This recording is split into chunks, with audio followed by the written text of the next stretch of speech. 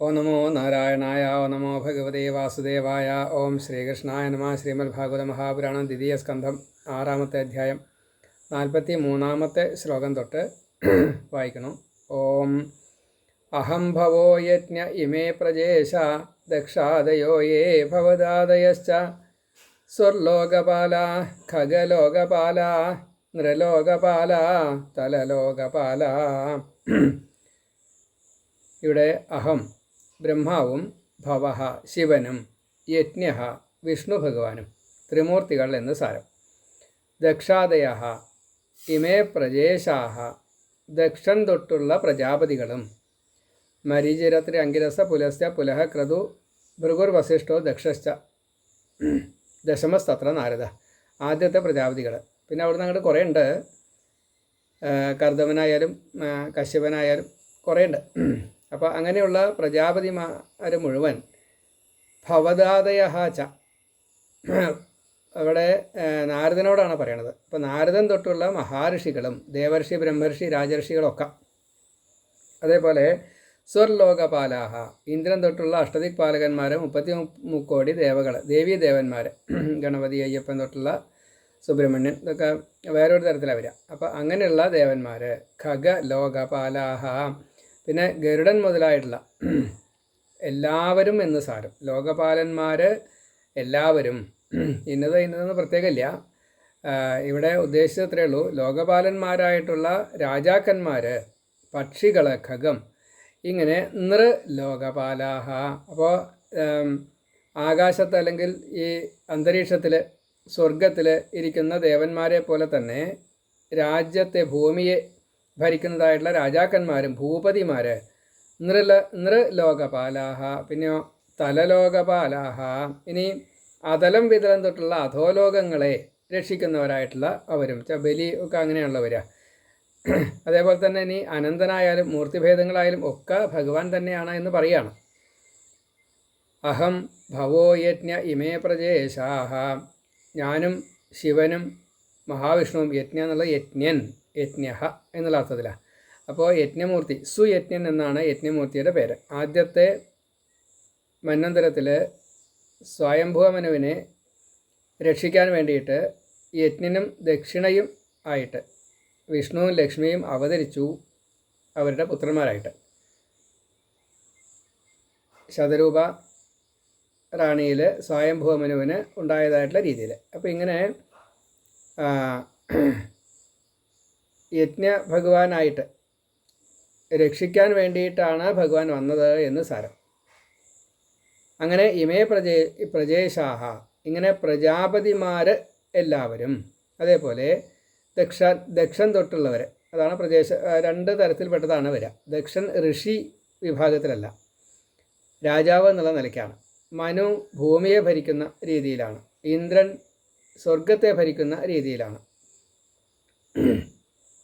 ബലി ഈ പാതാളത്തെ ഭരിക്കുന്ന, അല്ലെങ്കിൽ സുതല ലോകത്തിലിരുന്ന് അധോലോകങ്ങളെ ഭരിക്കുന്ന ഭാവത്തിലാണ്. മയൻ അപ്പോഴേക്കും ഗുരുസ്ഥാനത്താണ് വരിക. അപ്പോൾ ഓരോരുത്തർക്കും ഓരോരോ സ്ഥാനമാനങ്ങളുണ്ട് എന്ന് സാരം. ബൃഹസ്പതിയാണെച്ചാൽ ദേവലോകത്തെ, വസിഷ്ഠനാണെച്ചാൽ ഭൂമിയിലെ ഗുരുസ്ഥാനത്താണ്. ഇങ്ങനെ ഓരോരുത്തർക്കും ഓരോരോ ഗുരുസ്ഥാനങ്ങൾ അതൊക്കെ ഉണ്ട്. അപ്പോൾ അതൊക്കെ എല്ലാവരും ഒരേപോലെ തന്നെ. സ്വർലോകപാലാഹ ഖഗലോകപാലാഹ നൃലോകപാലാഹ. അപ്പോൾ അവിടെ അന്തരീക്ഷത്തിലുള്ളതും സ്വർഗത്തിലുള്ളതും അതേപോലെ ഭൂമിയെ ഭരിക്കുന്നവരും, അതേപോലെ തലാതല ലോകപാലാഹ. അപ്പോൾ അതല സുതല തൊട്ടുള്ള ഈ പാതാളം വരെയുള്ള അധോലോകങ്ങളെ ഭരിക്കുന്നവരും രക്ഷിക്കുന്നവരും. അഹം ഭവോ യജ്ഞ ഇമേ പ്രജേശ ദക്ഷാദയോ യേ ഭവദാദയശ്ച. അപ്പോൾ അവിടെ ഭവത് ആദയഃ ച, ഭവത് എന്നുള്ളത് ഇവിടെ അങ്ങും എന്നുള്ള അർത്ഥത്തിലാണ്. അങ്ങും അതേപോലെ ഭവദാദയഃ ച. പിന്നെ സ്വർലോകപാല, സ്വർഗം, അത് ഇന്ദ്രാധികാരികൾ, പിന്നെ ഖഗ ലോകപാലാഹ. അവിടെ ഖഗ എന്ന് വെച്ചാൽ പക്ഷിമൃഗങ്ങളാവാം. അതേപോലെ തന്നെ ഈ ലോകപാലന്മാരായിട്ടുള്ള അഷ്ടദിക് പാലകന്മാർ ഒക്കെ ആവാം. സ്വർലോകപാല എന്ന് പറഞ്ഞപ്പോൾ അത് ദേവന്മാരൊക്കെ പെട്ടു എങ്കിലും. പിന്നെ നൃലോകപാലാഹ രാജാക്കന്മാർ, ഭൂപതികൾ. പിന്നെ തലാതല ലോകപാലാഹ അല്ലെങ്കിൽ അധോലോക പാലകാഹ. ഇങ്ങനെ നൃലോകപാലാഹ തലലോകപാലാഹ, തലം എന്ന് പറഞ്ഞു എന്നേ ഉള്ളൂ, ഈ അതലം തൊട്ടുള്ള ഓരോന്നിനെയും. അഹം ഭവോ യജ്ഞയിമേ പ്രജേശ ദക്ഷാദയോ യേ ഭവദാദയശ്ച സ്വർലോകപാല ഖഗലോകപാല നൃലോകപാല സ്ഥലലോകപാലാഹ. അതേപോലെ ഗന്ധർവ വിദ്യാധരചാരണേശ യേ രക്ഷരക്ഷോരഗ യക്ഷരക്ഷോരഗനാഗനാഥ യേ വാ ഋഷീണാം ഋഷഭാ പിതॄണാം ദൈത്യേന്ദ്ര സിദ്ധേശ്വര ദാനവേന്ദ്ര. അടുത്തത് ഗന്ധർവന്മാർ, വിദ്യാധരന്മാർ, ചാരണന്മാർ, അവരിൽ ഉത്തമന്മാർ, ഈശന്മാരെ ഭരിക്കുന്നവർ. ഇപ്പോൾ ചിത്രാംഗതൻ, ചിത്രവസു, അങ്ങനെയൊക്കെ ഗന്ധർവന്മാരുടെ അധിപതിമാർക്ക്, രാജാക്കന്മാർക്കായിട്ട് പേരുണ്ട്. അപ്പോൾ അതുകൊണ്ട് അങ്ങനെയൊക്കെ പറഞ്ഞു ഈശ എന്നുള്ള കൂട്ടിയിട്ട്. അതേപോലെ യക്ഷന്മാർ, കുബേരനൊക്കെ യക്ഷൻ്റെ അധിപതിയാണ് എന്ന കൂട്ടത്തിൽ യക്ഷന്മാർ. അതേപോലെ തന്നെ ഇപ്പോൾ ഈ കരടി വർഗത്തിൽപ്പെട്ടതാണ് ജാമ്പുവാനൊക്കെ, അപ്പോൾ അതൊക്കെ യക്ഷന്മാരാണ്. ഇനി രക്ഷ എന്നുള്ളത് രാക്ഷസന്മാരെന്നാണ് അർത്ഥം. അപ്പോൾ രാവണൻ തൊട്ടുള്ള രാക്ഷസന്മാർ. പിന്നെ ഉരകം, നാഗം, സർപ്പവും പാമ്പും, ഒന്ന് വിഷമുള്ളതും ചേരയും മൂർഖനെന്ന് കണക്കാക്കിയാൽ മതി. ചേര, മൂർഖൻ, അണലി, ശംഖ് വരയൻ, അതൊക്കെ സെപ്പറേറ്റ് ആണ് ഓരോന്ന്. പിന്നെ ഒരു ഫണമുള്ളത്, അനേകം ഫണമുള്ളത്, ഫണമില്ലാത്തത്, വേഗത്തിൽ എഴയുന്നത്, സാവകാശത്തിൽ എഴയുന്നത്, ഫണമില്ലെങ്കിലും വിഷമുള്ളത്, ഫണം ഉണ്ടെങ്കിലും ഇനി വിഷമില്ലാത്തത് ഉണ്ടോ എന്നുള്ളതും അറിയില്ല. പിന്നെ 2 തല പോലെ. അതേപോലെ ഈ വാസസ്ഥലം വളരെ പ്രധാനമാണ്. കടലിൽ, ഭൂമിയിൽ, മണലിൽ, മരുപ്രദേശത്തെ ചൂട് സഹിക്കാൻ അത് എല്ലാവർക്കും പറ്റില്ല. ആ പാമ്പുകൾക്ക് മാത്രമേ അത് പറ്റുള്ളൂ. എത്ര തരാമെന്ന് വെച്ചാൽ അറിയില്ല. അപ്പോൾ അത് എല്ലാം കൂടിയിട്ട് ഉരഗ നാഗ നാഥാഹ. അപ്പോൾ അവരെല്ലാവരും, അവിടെ അനന്തനും പെട്ടു എന്ന് സാരം. അതാണ് അനന്തൻ, വാസുകി, കാളിയൻ ഒക്കെ പ്രത്യേകമാണ്. അഷ്ടനാഗങ്ങളൊക്കെ സെപ്പറേറ്റ് ആണ്. പാമ്പുകളുടെ വർഗം ധാരാളമുണ്ട്. ഏ വാ ഋഷീണാം. അതേപോലെ തന്നെ ഋഷീണാം ഋഷഭാഹ, ഋഷികളിൽ ശ്രേഷ്ഠന്മാരായിട്ടുള്ളവർ. ഋഷികൾ സ്വതേ എല്ലാവരും ശ്രേഷ്ഠന്മാരാണ്. ഋഷി എന്നുള്ള പറഞ്ഞതിൻ്റെ അതിൻ്റെ അർത്ഥം തന്നെ ഋക്കുകളിൽ സീതനം ചെയ്യുന്ന എന്നുള്ള, അതായത് അതിൽ മുങ്ങി കുളിക്കുക, അതിലിങ്ങനെ നീന്തി കളിക്കുക. അപ്പോൾ ഋക്ക് എന്നുള്ളത് വേദമാണ്, ഋഗ്വേദം. ആ ഋക്കുകൾ, യജുസ്സുകൾ, അതിനെ ഒന്ന് വിസ്തരിച്ച് പറയുക. അതേപോലെ അത് പാട്ടായിട്ട് പറയുക. അപ്പോൾ സാമായി. അത്രയേ ഉള്ളൂ, ഒക്കെ ഒന്ന് തന്നെയാണ്. അപ്പോൾ ഋക്കുകളിൽ സീതനം ചെയ്യുക. അതിൻ്റെ അർത്ഥം ഓരോ അക്ഷരത്തിന്, പിന്നെ സ്പർശാക്ഷരം വേറെ, സ്വരാക്ഷരം വേറെ, ഹലന്തലബന്ധങ്ങൾ വേറെ, അതുപോലെ സംയോജനം, ഓരോ അക്ഷരങ്ങൾ പരസ്പരം, സ്വരം ആയിട്ട് ചേരാം. അതേപോലെ സ്വരവും സ്പർശവും കൂടി ചേരാം. ഹലന്തലബന്ധങ്ങൾ സ്വരമായിട്ട് ചേരാം. കൂട്ടക്ഷരങ്ങളുണ്ട്. ഇങ്ങനെ ഇതൊക്കെ കണ്ടുപിടിക്കുന്ന ഒരു ഭാവമാണ് ഋഷി എന്ന് സാരം. പുതിയതായിട്ട് എന്തെങ്കിലും കണ്ടുപിടിക്കുക, അതാണ് ഋഷിത്വം. മുനിത്വം എന്ന് പറഞ്ഞു കഴിഞ്ഞാൽ മനനം ചെയ്യുക. ബ്രാഹ്മണൻ എന്ന് പറയുമ്പോഴേക്കും ബ്രഹ്മത്തിലേക്ക് എത്താൻ വേണ്ട പ്രവർത്തനങ്ങൾ ചെയ്യുന്നവരാണ് ബ്രാഹ്മണർ. അപ്പോൾ ബ്രഹ്മജ്ഞാനിത്വ ബ്രാഹ്മണ എന്ന് പറയാനുള്ള കാരണം ബ്രഹ്മത്തെ അറിയാൻ ശ്രമിക്കുന്നവർ എന്നും ബ്രഹ്മത്തെ അറിഞ്ഞവർ എന്നും. അപ്പം അങ്ങനെയുള്ള അവർക്ക് മനനം ചെയ്യാനോ അതേപോലെ തന്നെ ഋഷിത്വം ഒക്കെ സ്വീകരിക്കാൻ സാധിക്കുള്ളൂ. അതിൻ്റെ അപ്പുറത്താണ് ഈ പരമഹംസന്മാർ. പാരമഹംസ്യാം സംഹിതായാം, അങ്ങനെയുള്ള നമ്മൾ ഭാഗവതത്തിൽ ഒടുക്കം കാണുന്നത് പരമഹംസന്മാരാൽ പറയപ്പെട്ടതിനെ, സംഹിതകളെ കൂട്ടിച്ചേർത്തു. അതാണ് ഭാഗവതം. അപ്പോൾ ഋഷീണാം, അതിൽ ശ്രേഷ്ഠന്മാർ. ഇപ്പോൾ സനകാദികൾ ശ്രേഷ്ഠരാണ്, നാരദന് ശ്രേഷ്ഠരാണ്. പ്രായത്തിന് വ്യത്യാസമില്ലാതെ കണ്ട് എന്നും നശിക്കാത്ത ഭാവത്തിൽ സനകാദികൾ. ദേവർഷിയായിട്ട് നാരദൻ, ബ്രഹ്മർഷിയായിട്ട് വസിഷ്ഠൻ, രാജർഷിയായിട്ട് ഇപ്പോൾ ഈ അംബരീഷൻ തൊട്ടുള്ള രാജാക്കന്മാർ, അല്ലെങ്കിൽ നിമി തൊട്ടുള്ള രാജാക്കന്മാർ. അതേപോലെ പിതൃക്കൾ, അര്യമാവ തൊട്ടുള്ള പിതൃക്കൾ ധാരാളമുണ്ട്. 7 തരത്തിൽപ്പെട്ടതായിട്ടുള്ള പിതൃക്കൾ നേരിട്ടും, പിന്നെ അതല്ലാതെ കണ്ട് അതിൻ്റെ വകഭേദങ്ങളായിട്ട് കുറേ വേറെയുണ്ട്. പിന്നെ ദൈത്യേന്ദ്ര സിദ്ധേശ്വര ദാനവേന്ദ്രാഹ, ദൈത്യന്മാരിൽ ഇന്ദ്രൻ, ബലി അതിലവിട. അതേപോലെ സിദ്ധന്മാർ, ഇപ്പോൾ കപില മഹർഷി സിദ്ധനാണ്. അങ്ങനെ സിദ്ധന്മാരായിട്ടുള്ള കുറേ ഋഷികളുണ്ട്. ഒരാളുടെ പേര് പറഞ്ഞൊന്നുമില്ല, ദത്താത്രേയനൊക്കെ സിദ്ധൻ തന്നെയാണ്. അപ്പം അങ്ങനെയുള്ള സിദ്ധേശ്വരന്മാർ, പിന്നെയോ ദാനവേന്ദ്രന്മാർ, അതിപ്പോൾ ദൈത്യൻ, ധനു, ആ അസുരവർഗങ്ങളെ എന്ന് കൂട്ടിയാൽ മതി.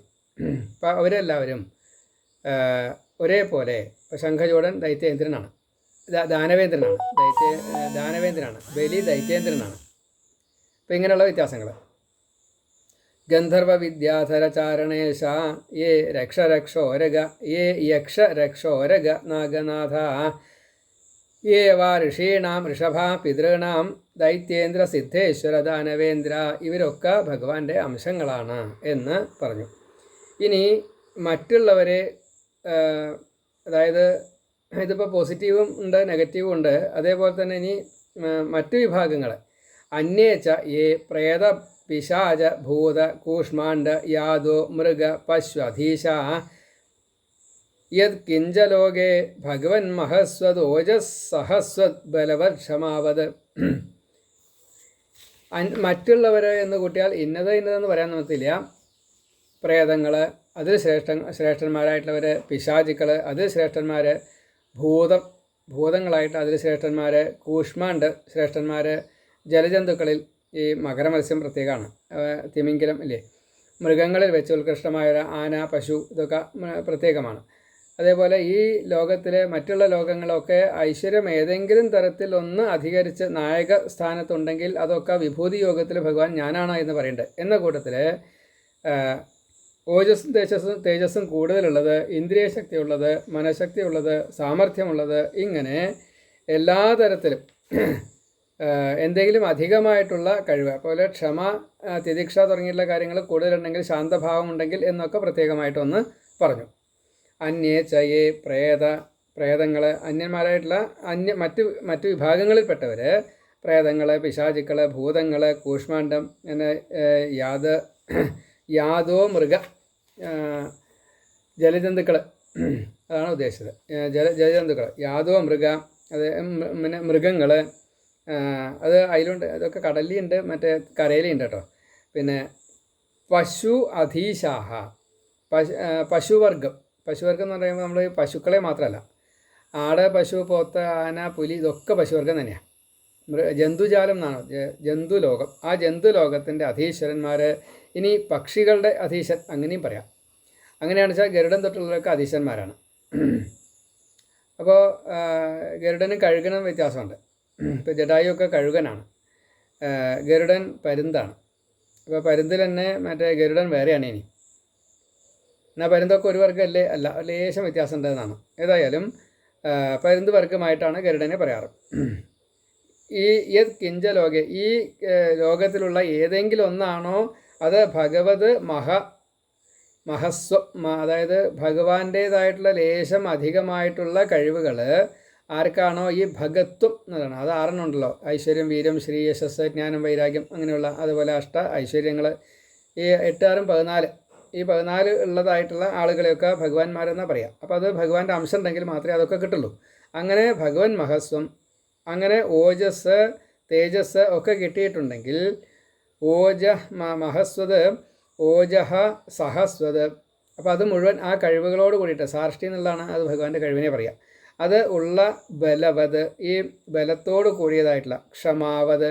ഇനി ക്ഷമ, തിദിക്ഷ തൊട്ടുള്ള ഈ പ്രത്യേകമായിട്ടുള്ള ചില കഴിവുകളുണ്ട്. ഭൂമിയുടെ ക്ഷമ തൊട്ടുള്ള, അതുപോലെ അഗാധത, സമുദ്രത്തിൻ്റെ അഗാധത, മറികടക്കാൻ പറ്റാത്തതായിട്ടുള്ള ഹിമവാൻ്റെ ഒരു ഭാവം, അഗ്നിയെ മറികടക്കാൻ പറ്റില്ല, ഗംഗയെ മറികടക്കാൻ പറ്റില്ല, ഇങ്ങനെ പലതുമുണ്ട്. അപ്പോൾ ഇതൊക്കെ ഭഗവത്വം ആണ്. അങ്ങനെയുള്ളവർ മുഴുവൻ ഭഗവാൻ തന്നെയാണ് എന്ന് ബ്രഹ്മാവ് നാരദനോട് പറയാണ്. അന്യേ ചയേ പ്രേത പിശാച ഭൂത കൂഷ്മാണ്ഡ യാദോ മൃഗ പശ്വധീശ പക്ഷ്യധീശ, രണ്ടും പറയാറുണ്ട് ഒരു പക്ഷഭേദമായിട്ട്. പശ്വധീശ യത് കിഞ്ചലോകെ ഭഗവൻ മഹസ്വത് ഓജ സഹസ്വത് ബലവത് ക്ഷമാവത്. അപ്പോൾ ആദ്യത്തേലെ വിഭാഗങ്ങളെ പറഞ്ഞു 2 വരിയിൽ. 3, 4 വരിയിൽ ഭഗവാന്റെ ചൈതന്യം, അത് ഭഗവൻ മഹസ്വ, അത് ചൈതന്യമാണ്. അത് ഓജസ്സായിട്ട്, തേജസ്സായിട്ട്, സാർഷ്ടിയായിട്ട്, കഴിവുകളായിട്ട്, ബലമായിട്ട്, ക്ഷമ തൊട്ടുള്ള ഈ 121 ഉണ്ട്. ആ കാര്യങ്ങളൊക്കെ മുഴുവൻ ഉള്ളതായിട്ട് അവർ ഒക്കെ ഭഗവാൻ തന്നെയാണ് ഭഗവത് അംശമാണ്, വിഭൂതിയാണ് എന്ന് പ്രത്യേകം ഈ നാരദനോട് ബ്രഹ്മാവ് പറയാണ്. അതേപോലെ തന്നെ ഭാവഹാവാദികളെ പറഞ്ഞു. അതാണ് ശ്രീ ഹ്രീ വിഭൂത്യാത്മവത് അത്ഭുതാർണം തത്വം പരം രൂപവത് അസ്വരൂപം പ്രാധാന്യതോ യാൻ ഋഷ ആമനന്തി ലീലാവതാരാൻ പുരുഷസ്യ ഭൂംന. അടുത്തത് ശ്രീ, ഇപ്പോൾ ലക്ഷ്മി ഭാവമാണ് അത്. ശ്രീ അതിനൊക്കെ വിസ്തരിച്ച് നമ്മൾ പറഞ്ഞിട്ടുണ്ട് പല സമയം. ശ്രീ ഹ്രീ ലജ്ജ വിഭൂതി ആത്മവത്, ഇത് മുഴുവൻ ഭഗവാന്റെ വിഭൂതിയാണ്. അത് ആത്മവത് ആണ്, ഭഗവാൻ തന്നെ എന്നുള്ള നിലയ്ക്കാണ്. അങ്ങനെ ആത്മവത് അത്ഭുതാർണം, എത്രത്തോളം ആശ്ചര്യം അങ്ങനെ പറയാൻ പറ്റില്ല. അതിപ്പോൾ എല്ലാ ഗുണഗണങ്ങളിലും നിറായാലും രൂപായാലും അങ്ങനെയല്ലേ, സകലതും ഭാവഹാവാദികൾ മുഴുവൻ എല്ലാ കഴിവുകളും. തത്വം പരം, അത് മാക്സിമം തത്വം, പരം തത്വം ആണ്. രൂപവത്, രൂപം സ്വീകരിച്ചത് മുഴുവൻ ഭഗവാൻ തന്നെയാണ്. എന്നാൽ അസ്വരൂപം, ഭഗവാന് സ്വതവേ രൂപമോ അല്ലെങ്കിൽ ഒരു ജന്മമില്ല, കർമ്മമില്ല, രൂപമില്ല, നിറമില്ല, അപ്രമേയാണല്ലോ, അരൂപിയാണ്. എന്നാൽ ഈ ജ്ഞാനസ്വരൂപിയാണ്, കാലസ്വരൂപിയാണ്. പ്രകൃതി മുഴുവൻ ഭഗവാനാണ്, ബ്രഹ്മാണ്ടം മുഴുവൻ ഭഗവാനാണ്. പക്ഷേ എന്നാൽ ഇതൊന്നും ഭഗവാന്റെ രൂപമല്ല എന്ന് ധരിക്കണം. ഇതൊക്കെ സെപ്പറേറ്റ് വിഭൂതി, ഇതൊക്കെ ഞാൻ തന്നെയാണെന്ന് പറഞ്ഞതിൻ്റെ ശേഷമാണ് ഇതൊക്കെ ആരാ ഭഗവാനാണ് എന്ന് ബ്രഹ്മാവ് നാരദനോട് പറയാണ്. ഇങ്ങനെ ശ്രീ ഹ്രീ വിഭൂതി ആത്മവത് അത്ഭുതാർണം തത്വം പരം രൂപവത് അസ്വരൂപം. രൂപവത്, രൂപമായിട്ട് കാണുന്നത് മുഴുവൻ. അതിപ്പോൾ നമ്മൾ ഭാവഹാവാദികളുടെ രൂപങ്ങളൊന്നും കാണില്ല. സ്നേഹം എങ്ങനെയാണ് രൂപം ഉണ്ടാവുക? ഇല്ല. നമുക്ക് ക്ഷമയുണ്ട്, എങ്ങനെയാണ് രൂപം ഉണ്ടാവുക? പക്ഷെ അനുഭവിക്കാൻ സാധിക്കും. അങ്ങനെ പലതും ഓരോന്നായിട്ട് നമുക്ക് അത് ഇത് എന്നുള്ളത് ഭാവഹാവാദികളായിട്ട് കാണാം. അതിനാണ് ഭാവഹാവം എന്ന് പറയാം. അത് മുഴുവൻ ഭഗവാന്റെ തന്നെയാണ്. അതേപോലെ തന്നെ ഈ കാണപ്പെടുന്നതായിട്ടുള്ള പശു പക്ഷി അങ്ങനെയൊക്കെ പറഞ്ഞില്ലേ, അതൊക്കെ ഭഗവാന്റെ രൂപമാണ്. എങ്കിലും അസ്വരൂപം ആണ് എന്ന് സാരം. ഇതൊന്നും ഭഗവാന്റെ രൂപമല്ല. ഭഗവാൻ ഇപ്പോൾ വ്യാസന് ഭഗവത്വം ഇല്ല എന്ന് നാരദനോട് പറയാണ്. നാരദൻ ഭഗവാനോട് പറയാണ്, വ്യാസനോട് പറയാണ്, അങ്ങ് ഭഗവാന്റെ അവതാരല്ലേ എന്ന്. അപ്പോൾ ഇതൊക്കെ അതിൻ്റെ സാരത്രേ ഉള്ളൂ. ഭഗവാനല്ല, ഭഗവത് അംശം തന്നെയാണ്. ഭഗവാന്റെ കഴിവുകളൊക്കെ ഉണ്ട് ഇനി, പക്ഷേ എല്ലാ കഴിവുമില്ല. ചില കഴിവുകൾ പ്രത്യേകമായിട്ടുണ്ട്, അതാണ്. അപ്പോൾ അതുകൊണ്ട് പൂർണ്ണമല്ല. നമ്മൾ പരിപൂർണതമെന്ന് പറഞ്ഞ് ശ്രീകൃഷ്ണൻ പോലും, ശ്രീകൃഷ്ണൻ അർജുനനെയും കൊണ്ട് ഈ അനന്തപത്മനാഭനെ കാണാൻ വേണ്ടി പോയപ്പോൾ പാലാഴി കടന്ന് ആ വൈകുണ്ഠത്തിലെത്തിക്കഴിഞ്ഞപ്പോൾ ആ നാരായണൻ പറഞ്ഞത്, എനിക്ക് നിങ്ങളെ ഒന്ന് കാണണമെന്ന് തോന്നി, അതുകൊണ്ട് ഞാൻ കൊണ്ടുവന്നാണ്. നിങ്ങളുടെ ഉദ്ദേശം, ജന്മത്തിന് ഉദ്ദേശമുണ്ട്, അവതാരത്തിന് ഉദ്ദേശമുണ്ട്, അത് കഴിഞ്ഞാൽ അങ്ങോട്ട് പോരും കേട്ടോ, എനിക്ക് കാണാൻ വൈകി, അതുകൊണ്ടാണ് ഞാൻ അങ്ങോട്ട് കൊണ്ടുവന്നത്, അത്രയേ ഉള്ളൂ. ഇതാ കുട്ടികളെ കൊണ്ടേക്കോളൂ. അപ്പോൾ ആ നാരായണൻ്റെ ഒരു അംശമാണ്. ഇനി ഈ നാരായണൻ ഇവിടെ നരനാരായണന്മാരായിട്ട് ബദരിയിൽ തപസ് ചെയ്യുന്നുണ്ട്. അതേപോലെ തന്നെ ഈ ബ്രഹ്മാണ്ടം അത് ബ്രഹ്മത്തിലേക്ക് ലയിക്കും. അപ്പോൾ ഈ അനന്തപത്മനാഭനും നാരായണനും ഒക്കെ ഈ ബ്രഹ്മത്തിലേക്ക് ലയിക്കും. അപ്പോൾ ബ്രഹ്മാണ്ടത്തിന് നാശമുണ്ട്, അപ്പോൾ വിരാട് പുരുഷന് നാശമുണ്ട്. അത് നശിക്കുക എന്നല്ല പറയുക, നമ്മളെ നാശം എന്ന് പറയണമെന്നേ ഉള്ളൂ. ഭഗവാൻ തന്നെ ഈ തൻ്റേതായിട്ടുള്ള രൂപത്തെ മുഴുവൻ തന്നിലേക്ക് വേറിട്ട് കാണാൻ പറ്റാത്ത രീതിയിൽ ലയിപ്പിക്കും. പച്ചവെള്ളത്തോട് കൂടിയിട്ട് ലയിക്കുന്ന പോലെ കാണാൻ പറ്റില്ല, അറിയാൻ പറ്റില്ല. അപ്പോൾ അങ്ങനെയുള്ള ഈ ഭഗവാന്റെ അനവധി രൂപങ്ങൾ, ഇതൊക്കെ ഭഗവാന്റെ രൂപമല്ല എന്ന് പ്രത്യേകം പരം തത്വമായിട്ട് നിറഞ്ഞിരിക്കുന്നു. രൂപമില്ലാത്തത് രൂപമുള്ളത്, രൂപവത് അസ്വരൂപം. ഇനി അങ്ങനെയുണ്ട്, രൂപം ഉള്ളത് രൂപം ഇല്ലാത്തത്. ഇപ്പോൾ നമ്മൾ ഭാവഹാവാദികൾ രൂപമില്ലാത്തത്, എന്നാൽ രൂപമുള്ളത്. ഇത് മുഴുവൻ ഭഗവത്വം തന്നെയാണ്, വിഭൂതി ആണെന്ന് സാരം, അതാണ്. ഇനിയോ പ്രാധാന്യതോ യാനൃഷ ആമനന്തി ലീലാവതാരാൻ പുരുഷസ്യ ഭൂംനഃ. ഈ ഭൂമ്നനായിട്ടുള്ള പരനായിട്ടുള്ള പരമപുരുഷൻ്റെ എങ്ങും നിറഞ്ഞിരിക്കുന്ന ഈ വിരാട്ട് എന്നുള്ള ആ നിലയ്ക്ക് ഭഗവാൻ തന്നെ തൻ്റെ ലീല പലതരത്തിലായിട്ട് കാണിക്കുന്നു. അത് മുഴുവൻ ഭഗവാന്റെ അവതാരമായിട്ട് കണക്കാക്കിക്കോളൂ. ജ്ഞാനികൾ ഇങ്ങനെയാണ് കണക്കാക്കാറ്. ഇനിയോ ആവീയതാം കർണകഷായ ശോഷാൻ അനുക്രമിഷ്യേത ഇമാൻ സുപേശാൻ. കർണകഷായ ശോഷാൻ, കർണം ചെവികളെ ചെവിയിൽ ചില മലങ്ങളുണ്ട്. നമ്മൾ കർണമലത്തിൽ നിന്ന് മധുകേടവന്മാരുണ്ടായി എന്നൊക്കെ പറഞ്ഞില്ലേ, അത് ചീത്തയാണ്. അപ്പോൾ ആ കർണദോഷങ്ങളെ കേൾക്കുന്നതിലുള്ള കേട്ടത് എന്താണോ മനസ്സിലാക്കേണ്ടത് അതറിയില്ല. അങ്ങനെ അതിനെ നശിപ്പിക്കുന്ന, ആ മലത്തെ നശിപ്പിക്കുന്ന സുപേശാൻ ഇമാൻ, അതിമനോഹരങ്ങളായിട്ടുള്ള ഇവയെ തേ അങ്ങയോട്, നാരദനോട് അനുക്രമിച്ച് ഞാനിപ്പോൾ ക്രമത്തിൽ പറഞ്ഞു തരാം. ആപീയത, ശ്രദ്ധയോട് കൂടിയിട്ട് കുടിച്ചോളൂ. ആപീയത, കുടിച്ചോളൂ, കേട്ടോളൂ. കേട്ടിട്ട് ചെവി കൊണ്ടാണ് കേൾക്കുക. അപ്പോൾ ചെവി കൊണ്ട് കേൾക്കുമ്പോൾ ഈ ചെവിയിലെ മലങ്ങളെ ഇല്ലാണ്ടാക്കാൻ സാധിക്കും. അപ്പോൾ കേട്ട് കഴിഞ്ഞാൽ നമ്മൾ അതിൻ്റെ അർത്ഥം മനസ്സിലാക്കുമ്പോൾ വക്രബുദ്ധി വന്നു കഴിഞ്ഞാൽ, പാഖണ്ഡമായിട്ട് വന്നാൽ ഒക്കെ പ്രശ്നമാണ്. അപ്പം അത് ചെയ്യരുത്. അപ്പം ഇങ്ങനെ ആപീയതാം കർണ കഷായ ശോഷാൻ, അത് നന്നായിട്ട് കുടിച്ചോളൂ. ആപീയത കർണകഷായ ശോഷാൻ, ചെവികളിലുള്ള മലാദികളെ കേട്ടിട്ട് നമ്മൾ ചീത്ത കാര്യങ്ങളെ, അപ്പോൾ അത് വേണ്ട, ചീത്ത കാര്യങ്ങളൊന്നും കേൾക്കണ്ട. ഇനി കേട്ടതിനെ മനസ്സിലാക്കുമ്പോൾ അത് ചീത്തയായിട്ട് മനസ്സിലാക്കി, അങ്ങനെയുണ്ട്. അർത്ഥം മനസ്സിലാവാതെ ഉണ്ടേ അപ്പോഴും കുഴപ്പമാണ്. വേണ്ടതല്ല മനസ്സിലാക്കുക വെച്ചാൽ കുഴപ്പമായി. അങ്ങനെ കർണകഷായ ശോഷാൻ, അതിനെ ശോഷിപ്പിക്കാൻ വേണ്ടിയിട്ട് അനുക്രമിഷ്യ, ക്രമേണയായിട്ട് ഞാനിത് പറഞ്ഞു തരാം. തേ അങ്ങയോടായിക്കൊണ്ട്, നാരദനായിക്കൊണ്ട്, ത എന്നുള്ളത് തേന്ന വരാം. തേ അങ്ങയോടായിക്കൊണ്ട് ഇമാൻ സുപേശാൻ, ഇങ്ങനെയുള്ള സകലതും നന്നായിട്ട് തന്നെ അതിമനോഹരമായിട്ട് തന്നെ പറഞ്ഞു തരാം. അപ്പോൾ ഇനി ക്രമത്തിൽ 7ാമത്തെ അധ്യായത്തിൽ പറയുന്നത് ഭഗവാന്റെ അവതാരങ്ങളെക്കുറിച്ചാണ്.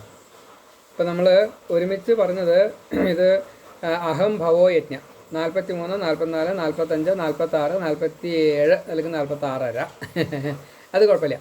അപ്പോൾ ഇതെല്ലാം ഈ 43 തൊട്ടുള്ള ശ്ലോകങ്ങൾ അവസാനം വരെ, ഇപ്പോൾ 47 ശ്ലോകമാണ് അതിലുള്ളത്. ഇത് മൊത്തം ഇനി അവതാരങ്ങളെയാണ്. അത് ഒരു അധ്യായമായിട്ട് വേറെ പറഞ്ഞു. അപ്പോൾ ഈ 5, 6, 7 ഇത് മുഴുവൻ ഭാഗവതമാണ്, ഭാഗവതത്തിൻ്റെ സംഗ്രഹം ആണ്. ഇതിനെയാണ് ഇനി വിപുലീകരിക്കാൻ വേണ്ടിയിട്ട് അടുത്ത അധ്യായത്തിൻ്റെ ഒടുക്കം നാരദനോട് പറയണത്. അത് എന്തിനു വേണ്ടിയിട്ട്? എല്ലാ ജീവജാലങ്ങൾക്കും, പ്രത്യേകിച്ച് മനുഷ്യന്, അതുകൊണ്ട് ഒരു ഭക്തിഭാവത്തെ ഉണ്ടാക്കണം. ഇത് കേട്ട് കഴിഞ്ഞാൽ ആ രീതിയിൽ ഇതിനെ വിപുലീകരിച്ചോളൂ എന്നാണ് പറഞ്ഞത്. അപ്പോൾ ഇനി നമുക്ക് കിട്ടാനുള്ളത് ഇപ്പോൾ പറഞ്ഞിട്ടുള്ള 43 മുതലുള്ള ഈ ഓരോ ഭാവങ്ങളും ഇനി അടുത്ത അധ്യായത്തിൽ പറയും. ഇതിൻ്റെ മുന്നേ പറഞ്ഞതായിട്ടുള്ള കുറേ കാര്യങ്ങളും അത് ചെയ്തതായിട്ടുള്ള അവതാര പുരുഷന്മാരുടെ ലീലയായിട്ടും ഒന്ന് സ്മരിക്കും. ചിലതൊക്കെ സ്മരിക്കും, ചിലത് സ്മരിക്കില്ല. അത് മുഴുവൻ ഇനി നമുക്ക് ഇവിടുന്ന് അങ്ങോട്ട് കേൾക്കാം.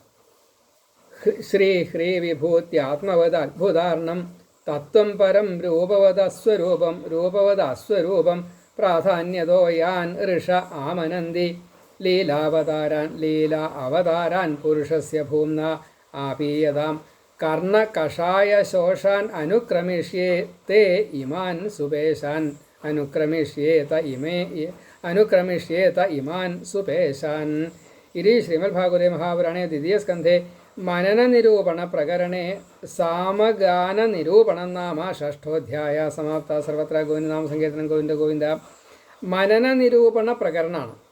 ഇങ്ങനെയാണ് വിരാട് രൂപത്തെ സമഷ്ടിയായിട്ടും വ്യഷ്ടിയായിട്ടും സങ്കല്പിക്കേണ്ടത്, മനനം ചെയ്യേണ്ടത്.